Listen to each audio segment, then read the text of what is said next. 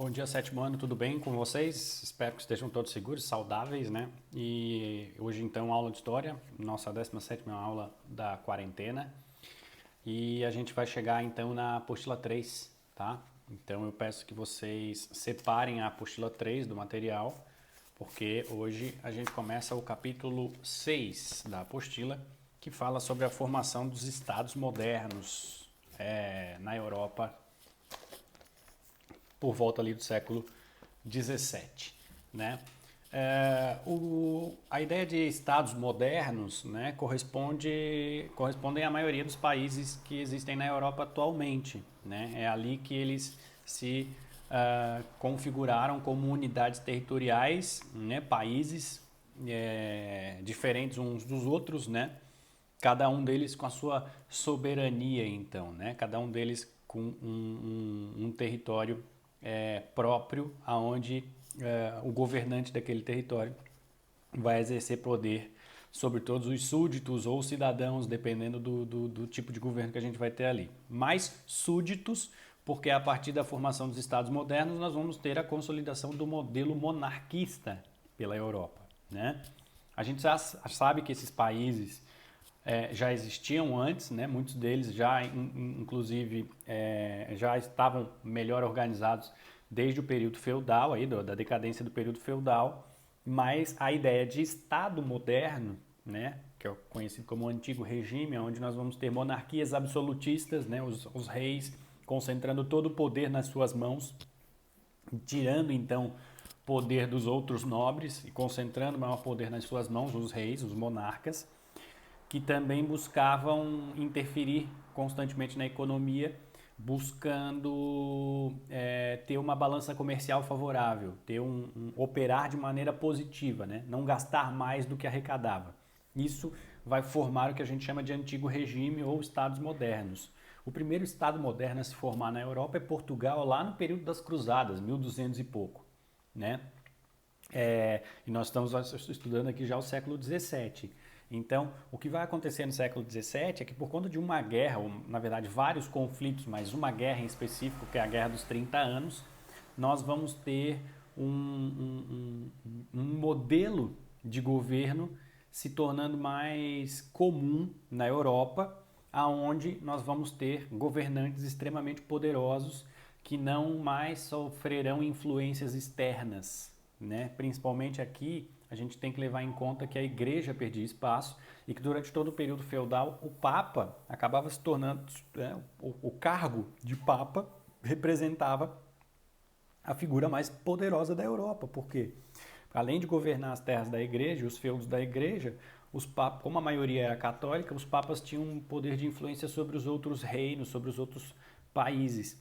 E aqui, na formação dos estados modernos, a partir do século XVII, depois da Guerra dos 30 Anos, o que vai ficar bem claro é que o Papa não vai mais ter esse poder de influência tão grande sobre todos os países da Europa. Em alguns lugares onde o catolicismo permaneceu forte, o Papa vai ter influência sim, mas a maioria de lugares, por exemplo, onde a religião protestante era mais comum, essa influência da Igreja Católica vai diminuir bastante, tá? Então, capítulo 6, apostila 3, é a formação dos Estados europeus modernos. Os Estados europeus modernos foram formados a partir ou após uma série de conflitos violentos e de longa duração. O mais importante desses conflitos é a tal da Guerra dos 30 Anos, tá? É importante dizer que essas guerras foram motivadas principalmente por questões religiosas, então as diferenças entre católicos e protestantes na Europa, mas também essas guerras foram também motivadas por outras questões, questões de disputas territoriais, por exemplo, disputas pelo poder, rivalidades entre famílias reais, tá? E, enfim, alguns tratados de paz do período acabaram, né, ao pacificarem esses conflitos, esses tratados de paz acabaram criando princípios que influenciaram as relações entre os países, mesmo influenciam as relações entre os países mesmo nos dias atuais. E talvez o principal princípio, né, que a gente extrai desses conflitos ali no século XVI e XVII é o princípio da soberania, a ideia de soberania. Soberania, de acordo com o dicionário, é o poder absoluto e perpétuo de um Estado-nação, de um território que é considerado um país independente. Um poder dito soberano não sofre interferência nem interna nem externa. Eu vou dar 2 exemplos. Nesse período das monarquias modernas, o soberano de cada país vai ser o monarca, o rei ou a rainha que governa, que tem o poder nas suas mãos. Eles não têm que dar satisfações para ninguém externamente, como eu citei lá o exemplo do Papa, eles não têm mais poder sobre essas regiões onde o catolicismo perde força. E o rei, que governa de maneira absoluta, ele também não tem que dar satisfação nenhum para os seus governados, para as pessoas que vivem no seu território, para os seus súditos. Então ele é soberano. Então a gente diz que a vontade do rei é soberana. Acima do rei, nos países monarquistas, absolutistas, acima do rei não existe nenhum poder. Tá? Vou dar um exemplo mais atual, porque embora a gente não tenha mais tantos reis e rainhas aí espalhados pelo mundo, a ideia de soberania não desapareceu e ela ainda é determinante nas relações internacionais, nas relações entre países, tá? Vou dar um exemplo. No Brasil, no nosso país, tá lá na Constituição Brasileira de 1988. A vontade do povo é soberana. Isso quer dizer que no Brasil o poder de fato está na vontade popular, porque a vontade popular é soberana, é através do voto que a gente escolhe os nossos governantes. Nós não temos monarcas absolutistas, nós não temos um rei no poder, nós temos presidentes. E esses presidentes não governam do jeito que querem, não fazem o que querem, eles fazem aquilo que está previsto na lei. Eles podem fazer aquilo que está dentro da lei. O que está fora da lei é considerado crime e ele pode perder o mandato, pode perder o cargo por conta disso. Tá? Então, no Brasil, não temos um rei soberano, um imperador soberano. Nós temos o povo que, através da sua vontade, que é soberana, escolhe os governantes. Então, a ideia de soberania é o que confere independência, de fato, para os países e territórios. É o que garante que os problemas do Brasil, quem tem que resolver são os brasileiros. Dos Estados Unidos, os americanos, dos ingleses, da Inglaterra, os ingleses, e assim por diante. Os países são soberanos, eles têm vontades próprias e interesses próprios e por isso se comportam de maneiras específicas, tá? Isso é a ideia de soberania. A ideia de soberania, ela foi desenvolvida e estabelecida após a Guerra dos 30 anos, tá? A Guerra dos 30 anos foi um conflito muito mortífero na Europa. Cerca de 4 milhões de pessoas morreram nessas batalhas. Ela aconteceu entre 1618 e 1648, por isso o nome, né? São 30 anos. E de forma geral, os motivos eram religiosos. Tá? A rivalidade entre protestantes e católicos. Tá? E tem aí uma relação então direta com a reforma religiosa, com o surgimento das religiões protestantes e a reação da igreja, que é a contra-reforma. Tá? As causas gerais da Guerra dos 30 anos eram religiosas, mas tem outros motivos. Temos rivalidades entre famílias reais também, disputas por territórios e áreas comerciais e disputa pela hegemonia, né? Por aquele que seria o país mais poderoso e por isso teria mais poder do que os outros.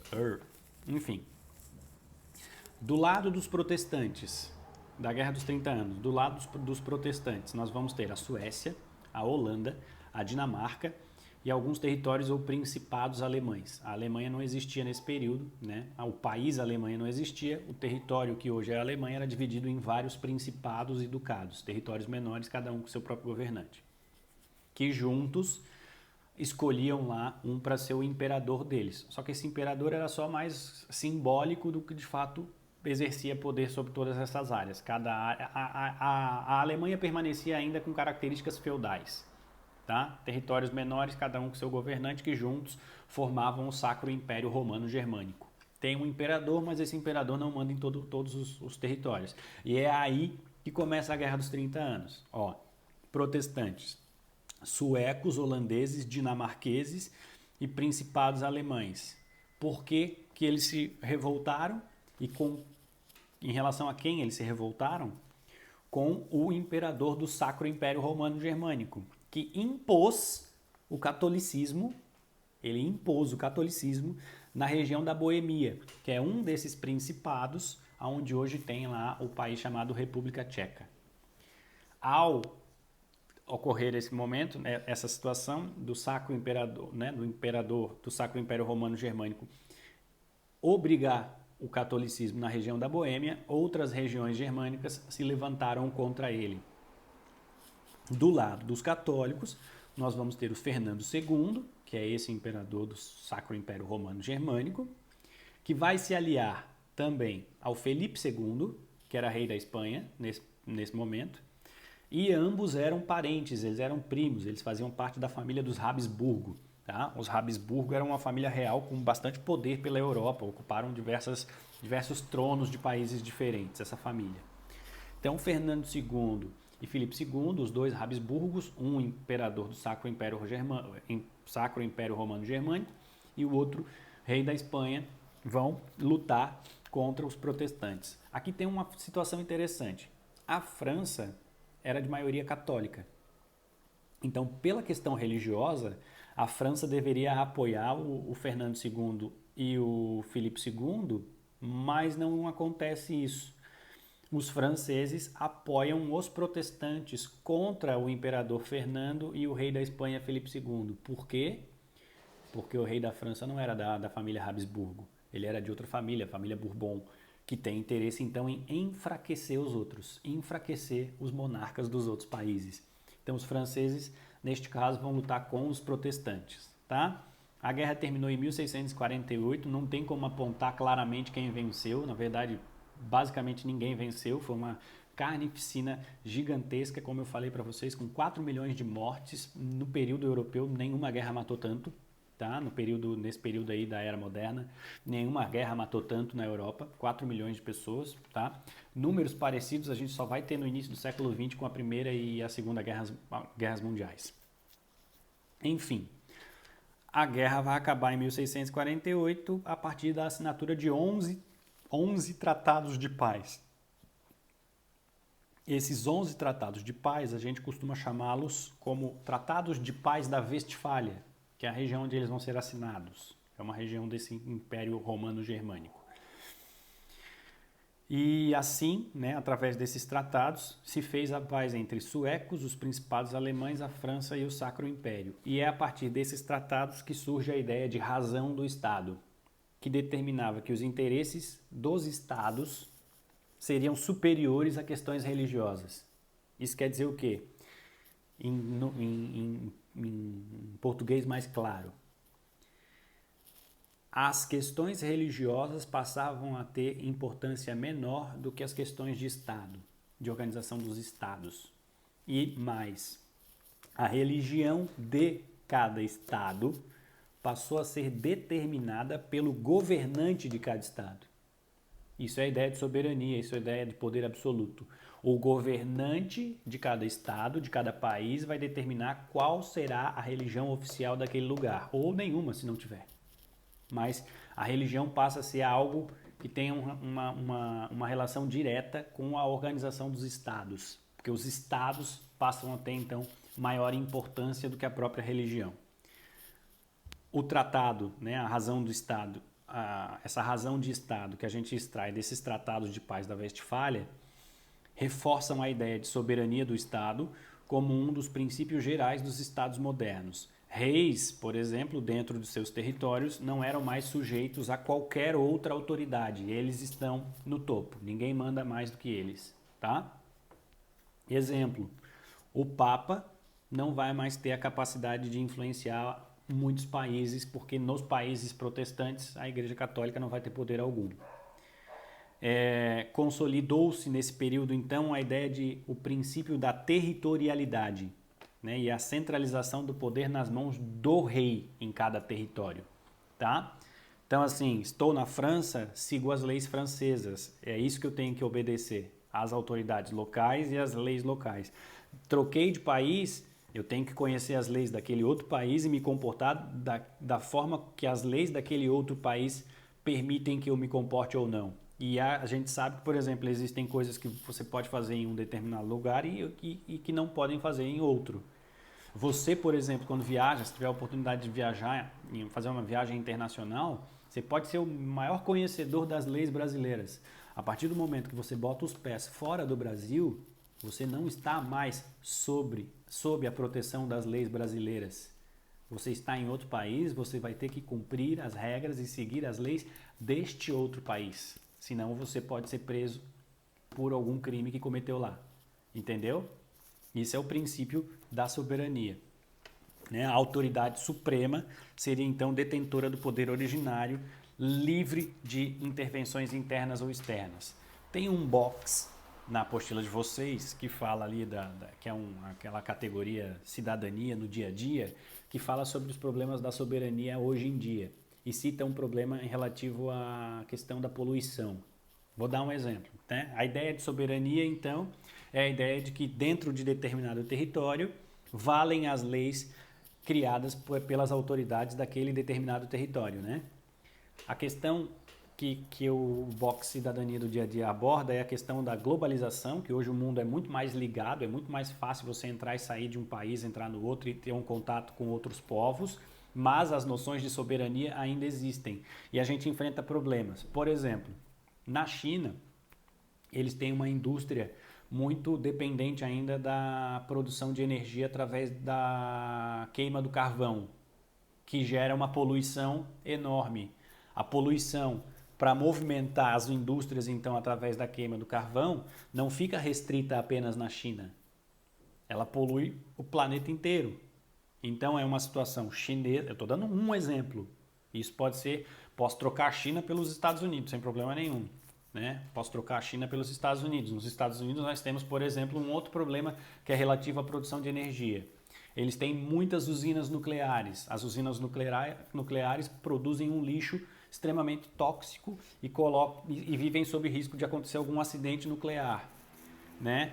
Esse lixo está sendo acumulado lá. Se acontecer um acidente nuclear, não vai ser um impacto só nos Estados Unidos, pode impactar os países vizinhos. Então é uma questão interna que acaba impactando as questões externas, as relações externas com outros países. Então hoje em dia nós temos um probleminha relativo aí à ideia de soberania, que é este fato de que decisões unilaterais de determinados países muitas vezes podem influenciar na vida de outras pessoas de outros países. E aí esse princípio da soberania acaba criando um problema. Tá? E a gente vai ter que negociar com as autoridades desses vários países envolvidos. Tá bom? Hoje é isso. Na próxima aula eu vou falar sobre a base teórica dos estados modernos e do absolutismo. E a gente segue por aí. Abraço, se cuide. Tchau, tchau.